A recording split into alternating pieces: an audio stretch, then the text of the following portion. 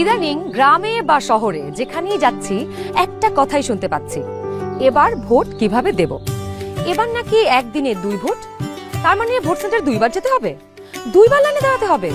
Lot of confusion. কিন্তু এই সব কিছু নিয়ে আপনার যাবতীয় দুশ্চিন্তা আজ দূর হয়ে যাবে। চলুন দেখি আগামী ত্রয়োদশ জাতীয় সংসদ নির্বাচন এবং গণভোটের দিন আমরা কিভাবে ভোট দেব।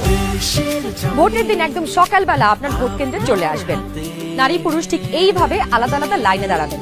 লাইনের শুরুতেই আপনার ভোটার ক্রমিক নাম্বার উল্লেখ করে লেখা থাকবে আপনি কোন কক্ষে ভোট দেবেন।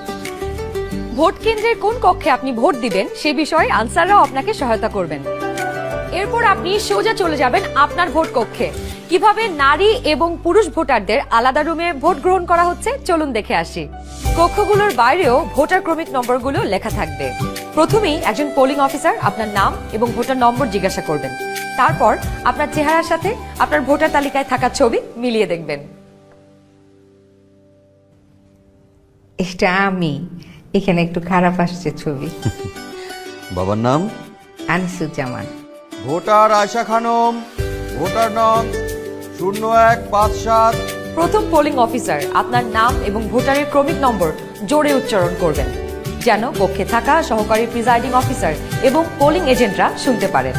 এরপর দ্বিতীয় পোলিং অফিসার আপনার আঙুলে অমোচনীয় কালি লাগিয়ে দেবেন। তারপর আপনি চলে যাবেন সহকারী প্রিজাইডিং অফিসারের টেবিলে। প্রিজাইডিং অফিসার আপনার ভোটার নাম্বার লিখে আপনাকে 2টো ব্যালট পেপার দেবেন।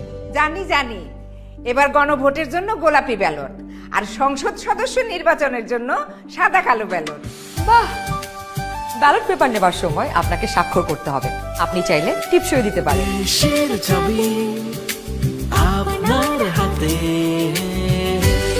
ব্যালটের সাথে দেওয়া হবে সিল মারার জন্য একটি রাবার স্ট্যাম্প। আপনি 2টি ব্যালট এবং রাবার স্ট্যাম্প নিয়ে ভোট দেবার গোপন কক্ষে যাবেন। এবার কিন্তু সময় বাঁচানোর জন্য অনেক ভোট কেন্দ্রেই 2টো গোপন কক্ষ থাকবে, যাতে একই সময়ে 2জন ভোটার 2টো গোপন কক্ষে ভোট দিতে পারেন। গোপন কক্ষের ভেতরে আপনি কিভাবে ব্যালটে সিল দিবেন চলুন দেখি। গণভোটের গোলাপি ব্যালটে হ্যাঁ এবং না 2টো ঘর থাকবে। সংস্কার বা পরিবর্তন চাইলে হ্যাঁতে সিল মারুন। গণভোটে আপনি হ্যাঁ দিলে সবগুলো সংস্কার পাবেন, আর না দিলে কোনো সংস্কারই পাবেন না। এরপর ব্যালটটি লম্বালম্বি ভাঁজ করুন, যেন সিলের রং অন্য ঘরে না পড়ে। এরপর আড়াআড়ি ভাঁজ করুন। সংসদ সদস্য নির্বাচনের জন্য সাদা কালো ব্যালটটিতে থাকা আপনার পছন্দের ব্যক্তি বা দলের মার্কায় সিল মারুন। সিলটি কিন্তু নির্ধারিত ঘরের বাইরে যাওয়া যাবে না। মার্কার বাইরে সিল পড়লে আপনার মহামূল্যবান ব্যালটটি বাতিল হয়ে যাবে। সিল মারার পর এই ব্যালটটিও প্রথমে লম্বালম্বি ভাঁজ করুন, যেন সিলের কালি অন্য মার্কায় না লাগে। এরপর আড়াআড়ি ভাঁজ করুন।